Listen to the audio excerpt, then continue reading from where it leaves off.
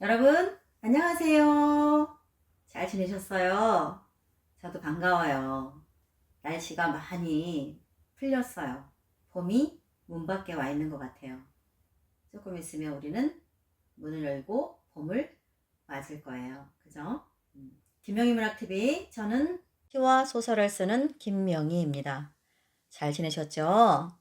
저도 잘 지냈어요. 이제 봄이죠. 우리도 곧 피어나야 돼요. 준비해야 돼요. 예쁘게 피어나기로 해요. 올해도. 네. 오늘은 2023년 신춘문예 시 당선작 특집을 해보려고 해요. 오늘부터 몇 편이 가능할지 모르겠지만 오늘 19강인데요. 시창작 번외특강 4부 19강 몇 편이 됐든 가나다 순으로 해서 좀 여러분과 같이 시 당선작을 감상하는 방법과 어떻게 우리가 그 시를 소화하면 좋은가, 그 접근법에 대해서, 그리고 심사자들은 이 작품을 뽑은 이유가 어디에 있는가, 그것을 보면서 여러분이 거울이 될 수 있을 거예요. 아, 그러면 올해부터 쓰는 모든 시들은 나는 요런 다양한 방향에서 다르게 어떤 사물을 보는 연습을 하면 좋겠구나. 그런 여러분에게 공부가 되는 도움의 시간 되기를 바랄게요. 가장 낮은 곳의 말, 함종대 시인의 당선작, 전북도민일보에 이번에 뽑힌 작품이에요. 이 작품 순서는 다른 의미 없어요. 가나다 순으로 29편 일단은 제가 가져온 건데요. 이것은 우리 다락방의 부반장님이 이렇게 정성껏 묶었어요. 굉장하죠. 자, 그럼 볼까요? 여러분들이 시를 읽다 보면 어떤 관점에서 어떻게 이것을 이해하면 나에게 더 유익할까? 독자 입장에서 읽다 보면 그냥 쭉 읽고 뭔지 모르겠지만 좋은 얘기 같아 이렇게 생각하면 답답하죠. 안타까운 거죠. 네. 여러분이 시를 대할 때는 독자 입장에서와 동일하게 시를 함께 고민하는 예비 시인의 입장에서 또는 기성 시인의 입장에서 그 시를 두 가지로 접근할 수가 있어야 돼요. 그런데 시 당선작들은 다소 난이도가 높은 편이죠. 음악으로 본다면 대중적인 트로트나 발라드가 아니라 클래식에 가깝다고 보일 거예요. 그래서 여러분이 클래식은 왜 여러분이 좀 더 많은 지식이 필요할 때가 있죠. 감상을 잘 하려면. 네. 그래서 여러분에게 조금 제 마음보다는 늦었어요. 네, 제가 원래 마음 같아서는 1월 시작하면서 발표 나오면서 쫙 갈라 그랬어요. 시 해설을 한 40여 편을 그랬는데 제가 또 다양한 일이 많잖아요, 여러분. 그죠? 이제 조금 늦었지만 그래도 많이 늦진 않았다 생각해요. 시작이 반이니까. 몇 편이 될지는 모르겠어요. 여건되는 대로 한번 여러분과 시를 한번 볼게요. 가장 낮은 곳의 말. 이 시가 갖고 있는 주제는 간단하게 말하면 이웃사랑이에요. 이웃사랑. 너무나 쉽죠? 이웃사랑 또는 나보다 어려운 이웃들을 돌아보자 라는 게 이 시의 주제예요. 그러면 그거 너무 평범한데요? 원래 가장 평범한 것이 가장 진리인 것이 많죠. 그런데 여러분 이웃을 사랑합시다 이렇게 이야기하면 어때요? 아 뭐야 식상하게 뭐 누구는 이웃 안 사랑하나 이럴 수 있죠. 그런데 똑같은 주제를 대중에게 이야기하더라도 그 도구와 말하는 표현하는 방법에 변화를 주면 뭐야 이랬던 사람이 뭐라고? 지금 뭐라 그러는 거야? 잠깐 들어보고 할까? 이렇게 되는 거죠. 그게 시의 힘이에요. 왜? 비유적으로 돌려서 말하기 때문에 일반적으로 우리가 주제가 같더라도 식상하다. 뭐야? 잘난 척 하는 거야? 다 아는 얘기를, 뻔한 얘기를 이렇게 대중이 거부할 수 있는 것을 시의 힘은 간단하게 그것을 녹여내죠. 녹여내고 대중과 말하고자 하는 시인의 그 벽을 단번에 허물어 버리는 힘이 있어요. 그것이 시의 힘이죠. 어떤 거부감 없이, 어떤 불편한 마음 없이 바로 그들이 스스로가 걸어 들어오게 만드는 것. 그것이 부드러운 힘, 직선보다 부드러운 곡선의 힘, 애둘러서, 둘러서, 뭉뚱그려서 좀 더 부드럽고 아름답게 말하는 힘, 무폭력, 언어. 그것이 시가 갖는 힘이에요. 그 누구도 시를 읽고 나서 분노하거나 시를 읽고 나서 오히려 삶이 더 피폐해지거나 더 사나워지는 사람은 없죠. 그것이 바로 부작용이 없는 알약이라는 것이에요. 시는. 제가 만든 말입니다. 시는 부작용이 없는 알약이다. 이 말은 김명희가 만든 말이에요. 김명희 표현이에요. 시의 정의. 시는 부작용이 없는 알약이다. 그만큼 시가 굉장히 여러분의 삶을 부드럽게 하고 건강하게 하고 평화롭게 하고 사랑할 수 있도록 마음을 만들어주죠. 자, 그럼 봅시다. 가장 낮은 곳의 말 함종대. 제가 읽을게요. 읽으면서 설명을 간단히 해드릴게요. 네, 읽다 보면 여러분 이면지예요. 이면지 제가 이렇게 묶었어요. 이면지 보고 웃기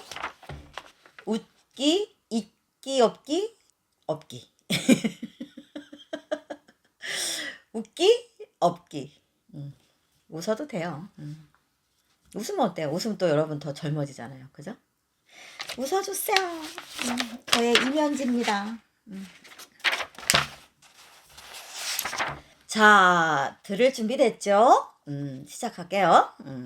가장 낮은 곳의 말 함종대. 여러분이 한번 들어보세요. 제가 이야기한 주제가 정말 맞는가? 제가 이야기한 주제는 낮은 곳에 귀 기울이는 삶을 살자, 또는 세상과 화해하고 약자에게 손 내밀면서 힘겹게 살아가는 내 이웃을 두루두루 돌아보면서 살자. 이것이 제가 본 이 시의 주제예요. 자, 가장 낮은 곳의 말 함종대. 발톱은 발의 말이다. 발은 한순간도 표현하지 않은 적이 없지만 나는 낮은 곳에 귀 기울이지 않았다. 짓눌리거나 압박받는 곳에서 나오는 언어는 어감이 딱딱하다. 그렇다고 낮은 곳 아우성이 다 각질은 아니어서 옥젠 것을 벗겨 어루만지면 이내 호응한다. 늦은 퇴근 후 양말을 벗으면 탈진하여 서로 부둥켜 안고 있는 발가락들이 하는 말을 더럽다고 외면한 날이 많았다. 안으로 삼킨 말이 발등으로 퉁퉁 부어오른 날도 있었다. 어둠 속에서 나에게 내미는 말을 나는 야멸차게 잘라내며 살았구나. 오늘은 발을 개울에 데려간다. 물은 지금 머무는 곳이 가장 높은 곳이라 말하지 않아도 속내를 아는 양 같은 족을 만난 듯 온몸으로 감싸 안는다. 발이 내어놓는 울음인지 물의 손길인지 분간할 수 없는 감정이 봄나무에 물 오르듯 올라온다. 머리를 낮게 숙여 두 손으로 발을 잡아본다. 참아왔던 눈물을 쏟아냈는지 볼까지 흠뻑 젖었다. 개울이 발의 울음소리까지 보듬는 걸 보면 오래전부터 산의 발등이나 나무들의 발가락을 어루만져 왔음을 짐작할 수 있다. 그런 개울도 울컥거릴 때가 있어 강에 발을 담근다. 바다는 말 안 해도 다 안다는 듯 하구를 보듬는다. 장사가 어려워 가게를 폐업하던 날 엄마가 그랬던 것처럼 무트의 등을 철썩철썩 쓸어내린다. 어떤가요, 여러분?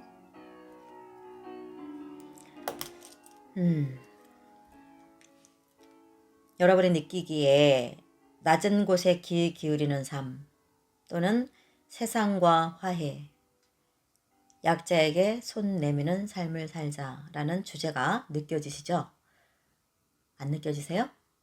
네, 느껴지시죠? 잘 느끼셨어요. 그럼 볼게요. 이 작품에서 제가 그랬죠. 유튜브 방송할 때 항상 제목 중요합니다. 제목 중요하고 제목은 뭐다? 대표연이다. 한 행임에도 그 시의 대표연이다라고 얘기할 정도로 제가 제목 잘 지어야 됩니다. 제목에서 독자나 심사자가 확 당겨져야 됩니다. 호기심이 유발돼야 됩니다. 그런 얘기 했죠? 제목 어떤 거야? 가장 낮은 곳의 말이에요.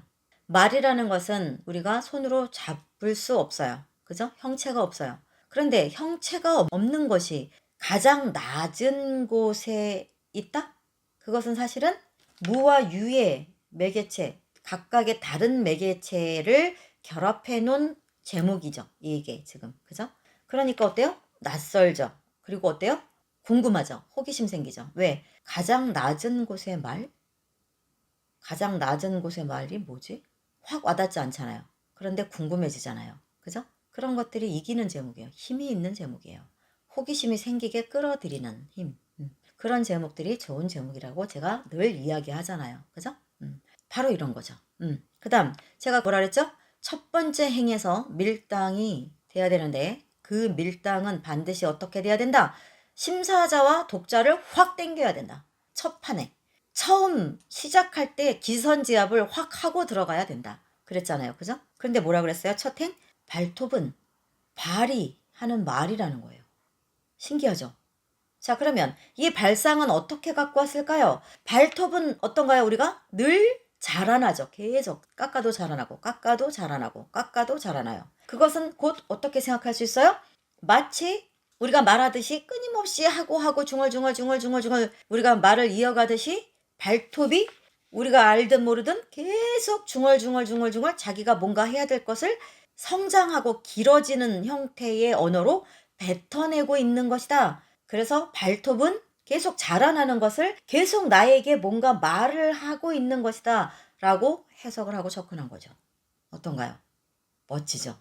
그런데 이것이 어렵느냐? 어렵지 않아요, 여러분. 여러분들이 고정관념만 딱 깨버리면 돼요. 인식의 전환만 확 뒤집을 수 있으면 돼요. 내가 고정적으로 생각하고 알고 있는 그 틀에 박힌 것만 다 거부할 수 있으면 돼요. 그건 어디에서부터 올까요? 물어보고 왜 그렇지? 라고 반문하는 습관에서 시작될 수 있어요. 꽃은 예쁘다. 누구나 알죠. 그 이상 고민하지 않아요. 그런데 왜? 왜 꽃은 항상 이뻐? 이쁘지 않은 꽃도 많은데? 시체꽃도 있고 또 무슨 플라워라고 해서 곤충 잡아먹는 식충꽃도 있고 그죠? 자, 그런 것처럼 꽃은 다 이쁠까요? 아니거든요. 안 이쁜 꽃도 많아요. 어떤 경우는 이게 꽃이었다고? 우리는 이거 꽃인 줄 몰랐는데? 생각 안 했는데? 그런 꽃도 많아요. 결국은 뭐예요? 우리는 우리가 정의 내린 것들에 다 속고 있는 거죠. 그럴 때 또는 당연한 것 같을 때도 왜 그래? 그건 아닐 수 있지 않을까? 이런 질문을 던질 때 여러분의 시는 새로워집니다. 어머니는 모성이 강하다. 왜? 그렇지 않은 엄마도 얼마나 많은데? 그렇잖아요, 여러분. 모든 어머니가 다 모성이 강하고 천사인가요? 그렇지 않잖아요. 또 모든 아버지가 다 가정을 지키려고 애쓰고 희생하나요? 그렇지 않잖아요. 그런데 우리는 항상 아버지는 가장이고 집을 지키는 사람, 어머니는 자식을 낳고 기르고 모성을 아이에게 베풀어주는 사람. 그렇게만 생각할 순 없는 거죠, 사실은. 엄마만도 못한 엄마도 있고 아버지만도 못한 아버지가 얼마나 많은가요? 여러분은 거기에서 반기를 들 생각을 안 하기 때문에 시적 상상력이 꿈틀댈 수가 없는 거죠. 여러분 정말 새롭고 모두가 놀랄 만한 시를 쓰고 싶으신가요? 그러면 물음표를 던지세요. 여러분 자신에게. 물음표를 던지는 데서 새로운 시는 시작됩니다. 아셨죠? 자, 그럼 볼게요. 발톱은 발의 말이다. 여러분도 이런 발상을 찾아내면 돼요. 그럴 때 여러분 연습하기 좋은 게 뭐다? 가로를 채워보세요. 발톱에다 가로치고 발에다 가로치고 말에다 가로치고 그 다음에 여기다가 여러분이 다른 언어들을 넣어보세요. 땡땡은 땡땡의 땡땡이다. 땡땡은 땡땡의 땡땡이다. 거기에 여러분이 5가지 소재를 가져와서 5가지 문장을 써보세요. 땡땡은 땡땡의 땡땡이다. 땡땡은 땡땡의 땡땡이다. 그러다가 어떻게 써야 될지 모른다 그러면 다시 이 원문을 보세요. 발톱은 발의 말이다. 아, 그러면 땡땡은 땡땡에 연관져서 땡땡이다. 그런 걸 5줄만 써보세요. 5줄을 쓴다는 것은 5개 소재를 가져와서 이것을 보면서 따라서 응용을 해보는 것이죠. 그렇게 하면 어떤 일이 벌어지냐면 아, 그렇구나. 나는 그런데 그런 쪽으로는 여태까지 한 번도 본 적이 없이 이 5개의 소재 물건들을 그냥 지나쳐 왔구나. 그렇다면 내가 매 순간 아무렇지 않게 지나친, 내가 놓친 그 무수한 그 사물들이 갖고 있는 새로운 이면 또는 뒤통수 또는 그 뒷면, 우리가 늘 앞에만 보고 다 보았다고 끝 했는데 결국은 뭐다? 절반도 못 본 거였구나. 그것을 여러분이 깨닫는 과정이 오면 바로 신은 새로워지고 성장합니다. 아셨죠? 그 다음, 나는 낮은 곳에 귀 기울이지 않았다. 이것은 뭘까요? 여러분과 우리의 고백이기도 하죠. 뭐죠? 나는 괄호 열고 내가 먹고 살기에 바빠서 가로 닫고 주변을 돌아보지 않고 살아왔다 라는 말이기도 하죠.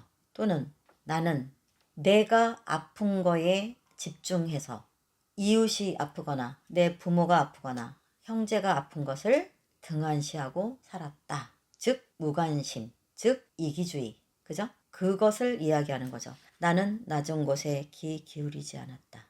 오로지 나만 잘 돼야 되고, 오로지 내가 행복해야 되고, 오로지 내가 부자가 되어야 되고, 오로지 우리 아이가 1등 해야 되고, 그죠? 오로지 내 남편이 모든 가장 다 제끼고 승진해야 되고, 그죠? 그렇게 우리가 생각하고 욕심을 가지고 욕망하면서 살잖아요. 그런 우리가 이런 시가 세상에 나옴으로 인해서 한 번 더 우리가 모든 경직된 사고, 경직된 마음 그런 것들을 쫙 풀어놓을 수 있게 되죠. 그래서 정말 아름다운 시는 부작용이 없는 알약입니다. 어떤 심리학자보다, 어떤 정신과 의사보다, 어떤 또 다른 카운셀러들보다 시 한 편은 정말 위대한 일을 한다는 것이죠. 네. 자, 볼까요 또? 그 다음 쭉 내려보면 늦은 퇴근 후 양말을 벗으면 탈진하여 서로 부둥켜 안고 있는 발가락들이 하는 말을 더럽다고 외면한 날이 많았다. 이건 뭘까요? 자, 더럽다. 발가락들이 하는 말을 더럽다고 외면한 날이 많았다. 우리가 멀리가 찾을 게 없죠. 그죠? 어떤 그 서울역이나 이런 을지로역이나 또는 뭐 어디든 마찬가지예요. 역 주변 역광장에 가면 흔히 볼 수 있는 노숙자들 또는 구걸하는 분들 그런 분들 보면 우리 어때요? 이렇게만 피해 가잖아요. 그죠? 왜 이래? 빨리 가 빨리 가 이러죠. 우리가 늘 그렇게 하고 살아요. 알든 모르든. 그런데 그분들도 우리랑 똑같은 인간이고 사랑받기 위해 태어난 사람들이거든요. 그리고 우리가 여러분과 내가 그렇게 언제든 나락으로 떨어지지 말라는 법이 있어요 없어요? 없어요. 우리는 아무도 몰라요 내일 일을. 그런데 마치 처음부터 그들과 우리는 불가촉 천민들처럼 전혀 태어난 존재 가치가 다른 것처럼 이미 정해져 있는 상태인 것처럼 착각하고 살죠. 그죠? 그런데 우리가 조금만 생각해 볼까요? 그들이나 우리나 2, 3일만 안 닦으면 발냄새 나고 더럽고 머리 엉키고 노린내 나고 똑같아요. 여러분은 뭐 100% 순수 결정체가 아니잖아요. 똑같아요 사실은 2, 3일만 지나면. 그런데 마치 내게는 그런 불기혈함이 원초적으로 없는 것처럼 착각하고 살죠. 그러면 안 돼요. 그죠? 우린 그러지 맙시다. 볼게요. 발가락들이 하는 말을 더럽다고 외면한 날이 많았다. 노숙자 또는 노인들. 노인이 되면 아무리 열심히 씻어도 모든 세포가 늙고 죽어가면서 발산하는 냄새, 그 특유의 노린내가 있다는 거죠. 예. 저도 옛날에는 몰랐어요. 어렸을 때는 어떤 할아버지나 어떤 어르신들이 옆에 있거나 지나가면 냄새가 나는데 아주 진짜 힘든 냄새들이었어요. 왜 그럴까 그랬는데 나이를 먹어갈수록 이 모든 모공에서 모든 세포가 죽어가거나 소멸하면서 악취가 발생이 되는 건데 이거를 우리가 제어할 수가 없는 거예요. 이 모든 모공에서 이 손구멍에서 세포 속에서 나오는 냄새를 어떻게 제어하겠어요. 그죠? 그래서 더 나이 먹을수록 우리가 젊은 친구들이나 아이들이 내게 가까이 친구가 돼서 오고 싶게 하려면 뭐라 그래요? 더 많이 씻고 더 특히 향수를 뿌려야 된다는 거죠. 예. 자, 그것처럼 노숙자, 노인, 환자 또는 사실상 우리의 내면이기도 한 거죠. 본질. 우리의 본질이 늘 아름다울 수만은 없잖아요. 본능. 그죠? 우리의 민낯인 거죠. 그것을 우리는 마치 내 것이 아닌 양. 나는 아니야. 난 그렇지 않아. 뭐가 그렇잖아요. 사실 똑같지. 여러분, 우리가 죽으면 노숙자의 죽음과 우리의 죽음이 뭐가 다를까요? 둘 다 사망하면 썩는 내 나고 시체로 돌아가 구데기 생기는 거 똑같죠. 뭐 우리는 뭐 순수 결정체로 있는 그대로 고체로 돼서 화석이 되나요? 성모 마리아처럼 뭐 그대로 뭐 조각상으로 딱 멈춰요? 시체가? 똑같아요. 썩는 거. 악취 나는 거. 참을 수 없는 냄새. 똑같아요. 근데 우리는 뭐가 그들보다 낫다고 착각하고 오만하고 교만하게 거만하게 살까요? 우리는 매 순간에 그렇게 그런 마음이 뿔을 내밀려고 할 때마다 눌러야 돼요. 그죠? 눌러야 되죠. 아니다. 이거 아니다. 내가 또 잘못하고 있구나. 아니다. 이거 눌러야 된다. 그들을 볼 때 나를 보듯 볼 수 있어야 되는 거죠. 연민을 가지고 사랑을 가지고 응원하는 마음으로 다가가야 된다는 것이죠. 그걸 시인은 이렇게 이야기하고 있는 거예요. 우리 스스로 반성할 수 있는 그 방석을 깔아주는 것이죠. 어떻게? 발가락들이 하는 말을 더럽다고 외면한 날이 많았다. 자, 그 다음에 안으로 삼킨 말들이 쭉, 그 다음 어둠 속에서 나에게 내미는 말을, 이건 뭐야? 낮은 곳에 이웃들이 죄송한데 구걸하는 분도 있을 테고, 그죠? 제가 며칠 굶었습니다. 네, 실례지만 조금 저에게 도움을 주실 수 있겠습니까? 그랬더니 뭐야 어제 꿈자리 더럽다니, 재수없어, 이러면 안 된다는 거죠. 응? 그의 배고픔, 그의 굶주림, 그의 궁핍함을 우리가 내 것처럼 품을 수 있어야 되고, 그들이 비록 잘 씻지 못해서 냄새나고 더럽더라도 나도 얼마든지 그렇게 되면 그렇게 될 수밖에 없어요. 그랬을 때 그걸 초월해서 그가 안타깝거나 불편한 게 뭔지, 물론 우리가 다 구원할 수는 없어요. 그러나 내가 가진 것으로 그의 작은 불편함이라도 덜어주거나 그의 작은 공복을 채워줄 수 있다면, 네, 왜 그러시는데요? 제가 도울 수 있는 게 있을까요? 그렇게 다가가야 된다는 것이죠.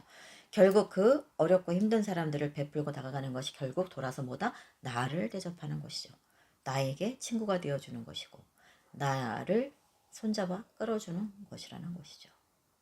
자, 그 다음에 나는 야멸차게 잘라내며 살았구나. 개인주의, 이기주의. 당장 내가 먹고 살기 바쁘고, 당장 내가 취직해야 되고, 당장 내가 하루하루 끼니를 벌어야 되고, 뛰어나가야 되고, 피곤하면 들어와 자야 되고 하다 보니까 그 모든 이동하는 선상에서 과정에서 작고 다리 부러진 비둘기 한 마리, 또는 목이 꺾여서 죽어가는 민들레 꽃송이 하나, 또는 내일 한파주의보가 내려졌는데 그 역전 차디찬 광장에 쓰러져 있는 오갈 데 없는 그 노숙자의 쓸쓸한 어깨, 그것들을 우리는 전혀 못 보고 지나치고 또는 보아도 나랑 상관없는 것처럼 싸늘하게 돌아서죠. 그죠? 그리고 그 다음날 뉴스에 그 역 앞에 있었던 노숙자가 동사했다는 뉴스가 나오는 그 순간에도 우리는 그냥 어떻게 해요? 일어나서 양치하고 늦었네 하면서 가요. 왜? 내 죽음이 아니고 내 슬픔이 아닌 거죠.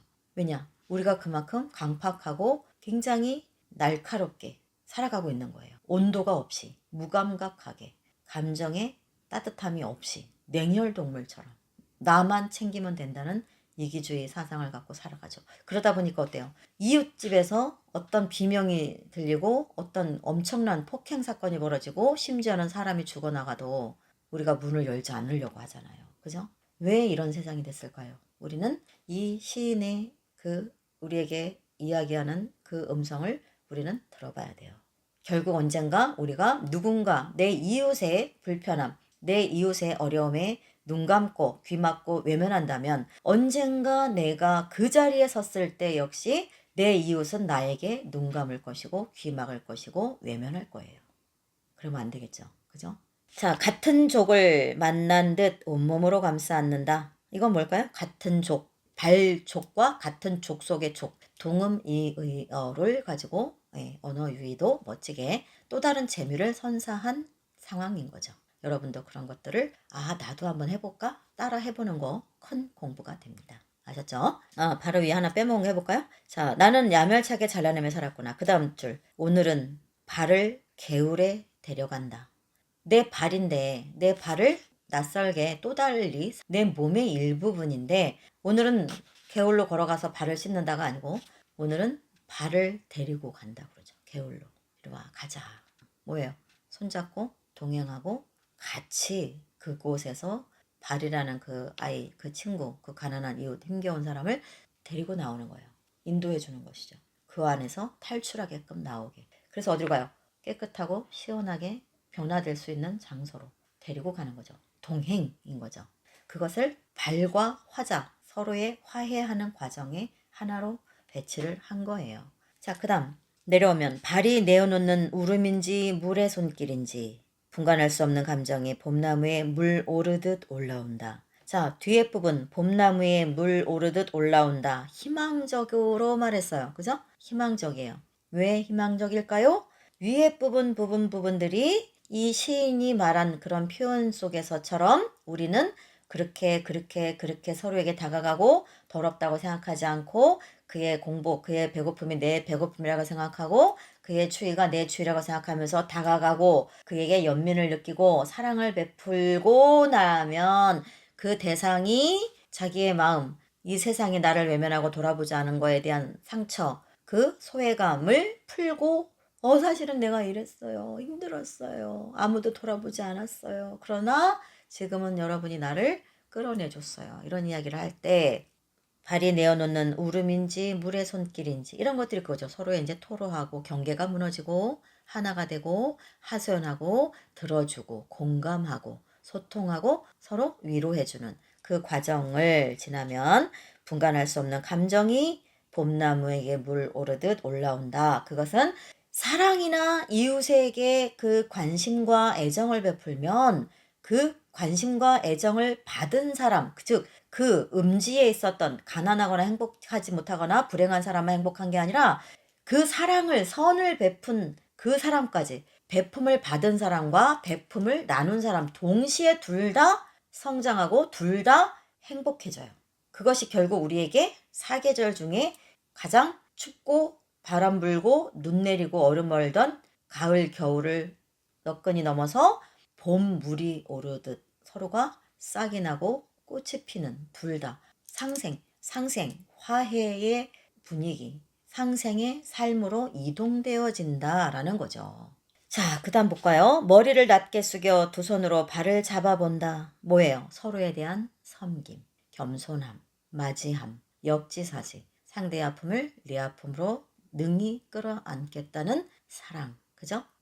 그래서 보듬고 품고 섬길 수 있는 나 역시 언젠가 내 삶이 동강이 날 때는 내가 언제든 저 지역까지 저 지대까지 처박힐 수 있을 텐데 그때 누군가 그 꽁꽁 얼고 동상 걸린 내 손을 따뜻하게 잡고 끌어올려 주기를 바란다면 오늘 이 순간에 누군가의 그 언손을 잡아서 이끌어 줘야 하는 것이죠. 섬겨줘야 하는 것이죠. 이웃은 멀리하거나 밀어내는 대상이 아니라 아무리 더럽고 힘들고 악취가 나는 속에 그가 있다 하더라도 우리는 능히 들어가서 그 친구를 그 이웃을 꺼내줘야 되겠죠. 그죠? 그것이 인간적인 사랑이죠. 함께 사는 것이죠. 그 이야기를 하는 겁니다. 그 다음 참아왔던 눈물을 쏟아냈는지 볼까지 흠뻑 젖었다. 개울이 발의 울음소리까지 보듬는 걸 보면 오래전부터 산의 발등이나 나무들의 발가락을 어루만져 왔음을 짐작할 수 있다. 서로가 다 거침없이 내려놓고 이해하고 하소연하고 들어주고 함께 힘을 얻고 희망적인 방향으로 나아갈 수 있어야 한다는 것이죠. 고백하고 용서하고 이해하고 서로와 서로에게 담장처럼 크레물린궁처럼 다 닫아걸었던 그 서로에 대한 경계, 원망 또는 터부시했던 것들 서로 거리를 가까이 오도록 하지 못하게 거부했던 것들 그런 것들이 다 무너지고 그래 너와 나는 곧 하나야 동질성의 회복 내가 너의 고통을 조금 덜어줄게 나에게 기대도 돼 이리 와 그랬을 때 거기서 힘을 얻은 그가 언젠가 내가 지칠 때 그가 또 어깨를 내어줄 것이라는 것이죠. 그죠? 자, 나무들의 발가락을 어루만져 왔으면 짐작할 수 있다. 그런 개울도 울컥거릴 때가 있어 강에 발을 담근다. 바다는 말 안 해도 다 안다는 듯 하구를 보듬는다. 원대한 포용력. 장사가 어려워 가게를 폐업하던 날 화자의 경험이나 상상이 이제 나오죠. 현실로 돌아왔어요. 엄마가 그랬던 것처럼 엄마가 뭐라 그랬을까요? 아이고 그렇잖아요. 내 자식이 이제 취준생이 되거나 취직을 하거나 어떤 자영업 내 또 다른 사업을 태어나 평생 처음 첫 발을 떼고 하다가 세상이 만만치 않고 내가 생각했던 것처럼 호락호락하지 않고 내가 생각했던 대로 사업이 펼쳐지지 않고 그 힘겹게 만들었던 그 창업 자금들이 다 한순간에 날아가고 그 실패 앞에 좌절하고 돌아왔을 때 엄마가 뭐라 그랬을까요? 엄마가 그랬던 것처럼 무태 등을 철썩철썩 쓸어내린다. 그러면 우리가 어떤 걸 상상할 수 있을까요? 아들이 녹초가 되고 초췌하고 가장 실패한 얼굴로 몰골로 더 이상 내일이 없는 사람처럼 캄캄한 절망을 얼굴에 담고 왔을 때 아이고 그래 얘야 얼마나 힘들었니? 찰싹찰싹 등 두드려 주잖아요. 아 나 또 울어요. 난 이럴 때마다 눈물 나요. 아 참나 저는 도대체가 몰입이 돼서 그래요. 얼마나 힘들었니? 응? 애썼다. 두드려주죠? 아무 생각하지 마라. 밥부터 먹자. 그것처럼 울지마. 울지마. 그것처럼 바다도 말 안 해도 다 안다는 식으로. 여기서 바다는 엄마와 같은 보조관념이죠. 그죠? 안다. 그래. 괜찮아. 애썼다. 그래. 애썼어. 쉬어. 아무 생각하지 말고 쉬어. 내일이 또 온다. 다 그것이 언젠가 너에게 좋은 영양가가 될 거야. 오늘은 아프지만 아픔 없이는 성장도 없는 거야. 너희가 보는 모든 어른들, 모든 이웃들이 다 똑같이 그렇게 오늘의 그 젖은 발목으로 또 내일을 향해 걸어가는 거야. 그런 이야기를 하는 것이죠. 울지 마. 자, 원대한 포용력, 받아줌, 이해함, 다가감, 포용. 그래서 철석 그래 애썼다. 얼마나 힘들었니? 이렇게 보듬는 것이죠. 아이고. 자, 그럼 심사평 볼게요. 자, 심사평 나오죠. 눈물이 흐릅니다. 눈물이 막 흐르네요. 심사평. 낮은 곳에서 서로 힘이 되는 것들의 속내를 미려하게 묘사. 맞죠? 그죠? 우리가 바로 읽은 거예요. 낮은 곳에서 서로 힘이 되는 것들, 서로 기대고 의지하고 일어나고 한쪽이 넘어지면 잡아주고 내가 넘어지면 또 내 이웃이 잡아주고. 시는 시를 매개로 사람과 사물의 본질을 구현했다는 거죠. 여러분이 시 쓸 때 그 무엇을 가지고 박스로 이야기하든 접시로 이야기하든 화분으로 이야기하든 책으로 이야기하든 그 모든 것들은 우리가 시를 쓸 때 시의 소재로 가져오는 것은 결국은 궁극적으로 어디를 향해 가기 위해서 사람의 인간 본위의 삶을 더 살찌우거나 위로하거나 삶을 더 발전시키거나 깨우치는 데에 재료로 쓰기 위해서 가져오는 거예요. 아셨죠? 본질을 구현하고 이게 시 정신인 거죠. 사람과 사물의 본질을 구현하는데 시 정신이 있어요. 그 가치와 아름다움을 드러내며 파장을 일으키는 사람이라고 생각한다. 그런데 전북도민일보 신춘문예 응만 작품도 673편을 읽는 동안에 여러 번 행복하였다. 근데 잘 들어보세요. 너무 많은 비유가 오히려 흠집을 내는 경우가 들어있기는 했다. 그럼 뭐예요? 아하, 내가 시에서 너무 많은 비유를 하면 안 되겠구나. 딱 적어놔야죠. 사물과 사람의 아름다움을 영양껏 드러낸 좋은 작품들이 많았다. 그러면 뭐예요? 아하, 사물과 사람의 아름다움을 영양껏 드러냈다. 제가 방금 뭐라 그랬어요? 심사평 읽기 전에 모든 소재, 그 모든 다양한 소재들은 가져와서 우리가 시에서 사용하는 이유는 무엇을 위해서? 궁극적인 목표는 뭐? 사람의 사람의 정신, 사람의 마음, 사랑을 되살려내는 데에 쓰이는 물건이다. 소모품이다. 아셨죠? 여러분의 시는 기승전 삶, 기승전 인간의, 기승전 그래도 살아야 해, 기승전 수고했어 그래도 일어나, 기승전 너는 최고인 사람이야, 기승전 너 자신을 사랑하자, 나도 너를 사랑해. 이렇게 가야 된다는 거죠. 결말이. 아셨죠? 여러분. 그 다음 박승규님의 눈과 발은 적절한 수사와 시적 장치들이 좋았다. 아하, 적절하게 수사하고 시적 장치를 사용하는 것이 좋은 거구나. 주제를 끌고 가는 능력이 돋보였다. 아, 주제를 잘 끌고 갔구나. 뭉클한 감동을 주는 작품으로 읽을 맛도 있었다. 아, 감동도 시에 들어가야 된다는 얘기구나. 그럼 심사평에서 그러면 여러분은 그래서 떨어졌구나. 그렇게 해석하면 안 됩니다. 여러분. 왜 안 되죠? 심사평에서 최종 심의에 간 누군가가 그러나 땡땡땡에서 아쉬웠다. 그것은 곧 여러분이 주의해야 할 사항이라는 얘기예요. 여러분도 그렇게 쓰면 바로 떨어진다는 예고편이란 얘기죠. 그런 경우는 남의 이야기로 통과가 아니에요. 그래서 여러분 당선작 뭐야? 오 대박. 내 거 떨어진 이유가 이런 거 뽑히느라고 그랬구나. 야, 난 틀렸네. 이걸로 끝나나요? 그럼 여러분 내년, 후년, 90년, 100년 다 떨어져요. 왜죠? 내가 왜 떨어졌는지 심사평을 보고 심사평에서 그러나 이런 것이 아쉬웠다. 누구는 이런 게 아쉬웠다. 아무개나 이것 때문에 떨어졌다를 때 내가 그런 단점을 이번에 갖고 있었는가를 보고 고치고 반성해야 되는 거죠. 그래야 여러분이 내년에 당선할 수가 있어요. 그런데 심사평을 전혀 읽지도 않고 읽어도 그들만의 심사평이라고 읽을 거면 읽지 마세요. 시 쓰지 마세요. 그냥 나가서 골프 치세요. 볼링 치세요. 자전거 타세요. 왜? 여러분이 신춘문예를 통과하는 것이 꿈이라면 이 심사평에서 여러분이 오래도록 머물러야 돼요. 내가 지적받는 것이 이 심사평에서 지적한 것이 내게 있다는 얘기예요. 그래서 떨어졌다는 얘기예요. 그걸 내 문제로 받아들여야 돼요. 아셨죠? 자, 노수홍님의 서패는 책업하라는 독특한 소재. 자, 독특한 소재가 인기를 끄는구나. 능숙한 언어의 운용. 언어를 부리는 연습을 많이 해야 되겠구나. 작품의 분위기를 책임지는 시적 화자의 시선 처리와 묘사. 정연하다. 어떻게 해요?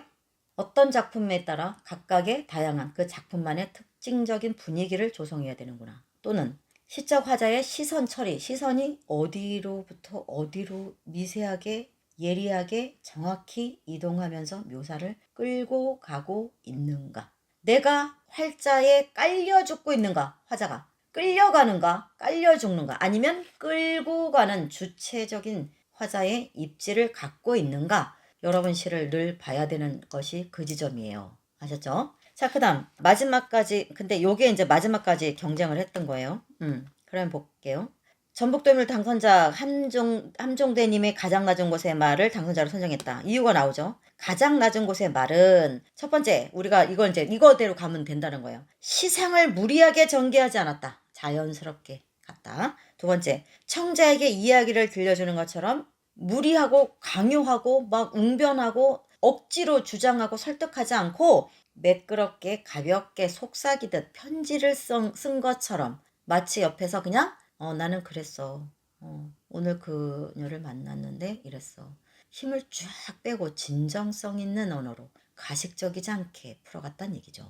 그런 것이 가산점이 됐다는 얘기예요. 자, 그 다음 작품이 갖고 있는 메시지도 시의적절하였다. 뭘까요?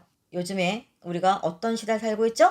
혼술, 혼밥, 호주, 1가구, 1세대, 1세대주, 그죠? 각 가구가 한 사람씩 살아요. 뭐예요? 다 각각의 그냥 개체적으로 흩어져서 넌 너고 난 나죠. 너무나 이웃과 이웃 간의 온도라는 없죠. 내 이웃에 누가 사는지도 모르고 내가 혼자 혼밥 먹고 혼자 영화 보고 누구랑 내 이웃과 소통하거나 누군가를 내 안에 들여놓으려고 하거나 내가 누군가에게 다가가는 게 다 없는 세대예요. 지금 이 시대가. 이 시대의 메시지가 너무 시의적절한 것이죠. 바로 뭐예요? 소통, 화해, 포용, 다가감, 같이 상생하는 것, 같이 상처를 씻어주고 화해하는 것, 보듬어주는 것. 가장 절실한 이 시대에 이 메시지는 너무나 잘 맞아떨어졌다는 얘기죠. 그래서 여러분이 시를 쓸 때는 소재 또는 스토리, 시적 구성, 시적 진술, 서사, 이야기 꾸려가는 것, 그것을 어떻게 꾸려갈 것이냐가 참 중요한 거예요. 자, 그 다음에 사유를 거침없이 확장해내는 활달함. 그쵸? 아까 많이 소재들이 나왔죠. 발에서 시작해서 어디까지 갔어요? 바다까지 갔죠. 바다. 발. 퇴근해서 이 발톱이 하는 말이다 에서 시작해서 쭉 나간 게 어디예요? 바다. 어머니까지 나갔잖아요. 보듬는 것에 대한. 그렇게 폭넓게 갔다는 얘기죠. 그죠? 자, 어때요, 여러분? 오늘은 이렇게 해서 2023년 전북도민일보 가장 낮은 곳의 말 함종대 시인의 당선작을 갖고 공부했습니다. 도움되셨어요? 네. 여러분도 가슴 따뜻하잖아요. 그런 것들로 시에다 한번 담아보세요. 아셨죠? 자, 저는 시와 소설을 쓰는 김명희였고요. 다음 시간에는 결빙으로 올게요. 결빙 읽고 심사평 챙겨서 다음 수업에 만나요. 여러분, 안녕.